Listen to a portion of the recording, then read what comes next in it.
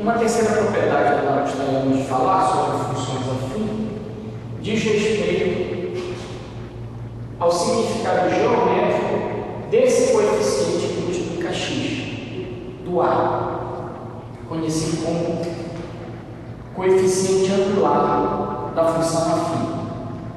Então, para a gente entender o significado geométrico desse A, nós vamos partir do seguinte pressuposto. Nós vamos supor que nós temos a função, que nós conheçamos dois pontos da função, ponto x0, y0 e ponto x1, y1. Geometricamente, nós vamos estar nessa situação aqui.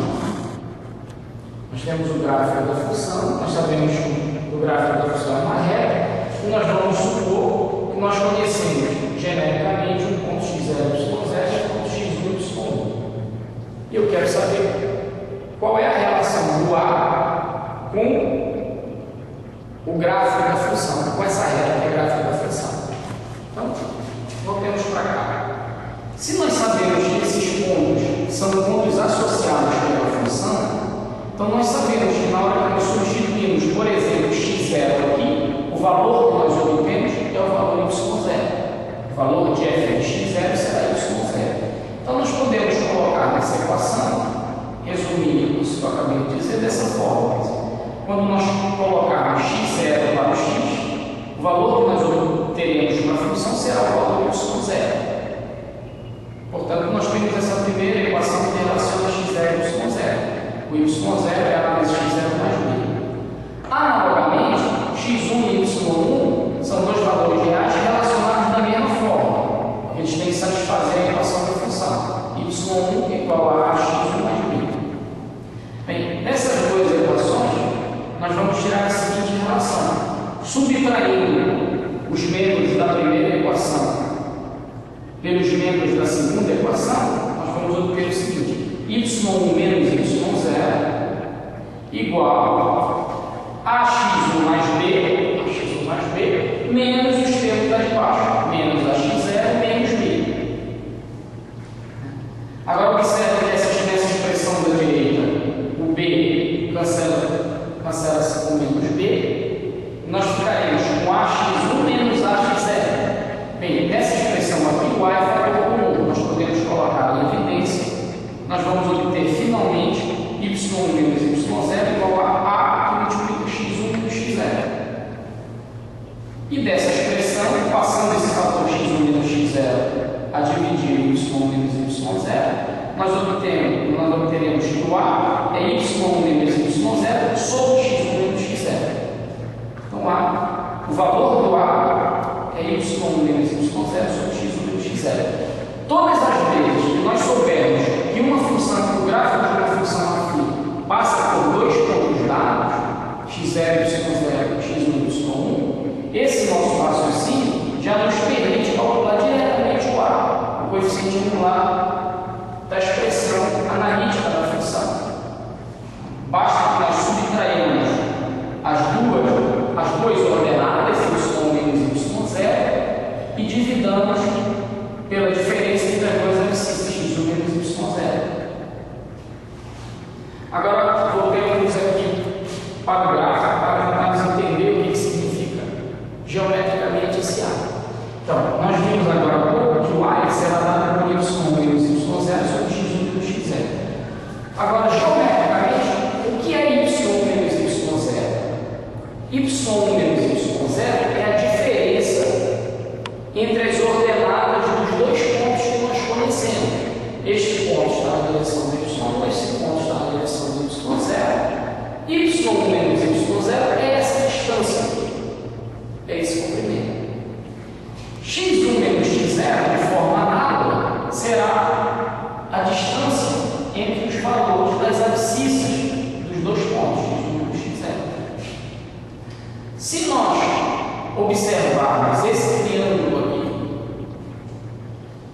que eu estou a desenhar, é um triângulo retângulo, porque essas retas são perpendiculares, nós observaremos que y1 menos y0 é exatamente o comprimento deste lado do retângulo, do triângulo retângulo. É o valor, é a medida deste cabelo. E x1 menos x0 é a medida deste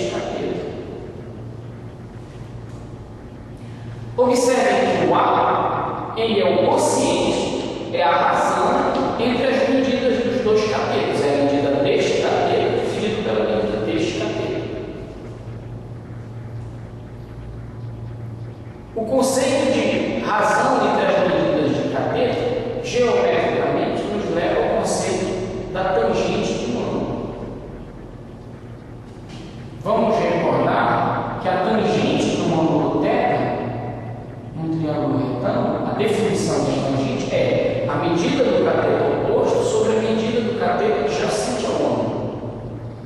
Portanto, este valor y, 1 menos y0 sobre x1 menos x0, nada mais é do que a tangente do ângulo θ.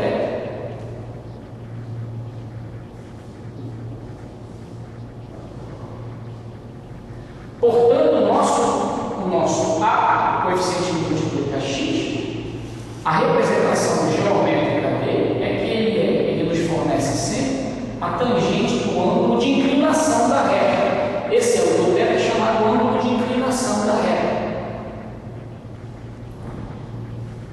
Dentre outras propriedades advindas dessa fórmula aqui, que nós acabamos de demonstrar, nós temos as seguintes.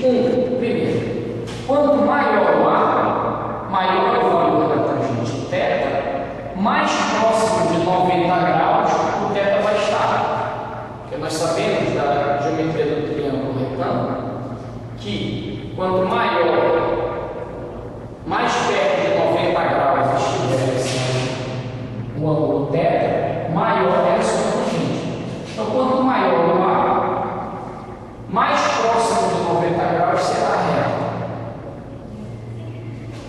Por outro lado, se o A for nulo, se for zero, nós teríamos tangente de θ igual a zero.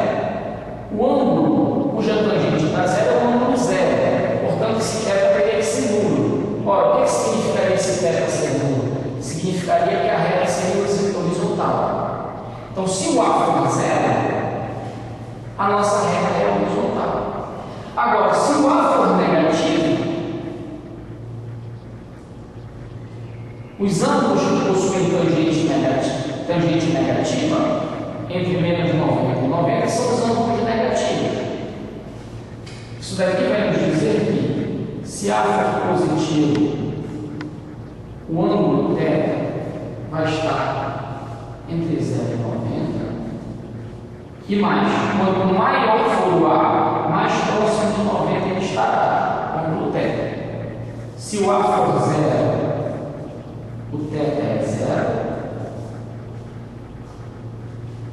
Se o A for negativo, o θ estará entre menos 90 graus e 0 graus. Essa última condição do A ser negativo significará, vou dar um exemplo, um A negativo, significará que a nossa reta é o que nós chamamos de reta decrescente. Significa que esse ângulo, dizer que o θ é negativo, significa que ele conta a partir do eixo x, da orientação do eixo x, ele conta no sentido horário, fazendo com que a reta se incline para baixo. E é importante observar que quanto maior o A, mais próximo do θ vai estar de 90, portanto, mais inclinada a reta vai ser para cima. Se o A for muito grande, a nossa reta será muito inclinada positivamente. Se o A for negativo muito pequeno, a reta será inclinada negativamente de forma bem circular. E se o A for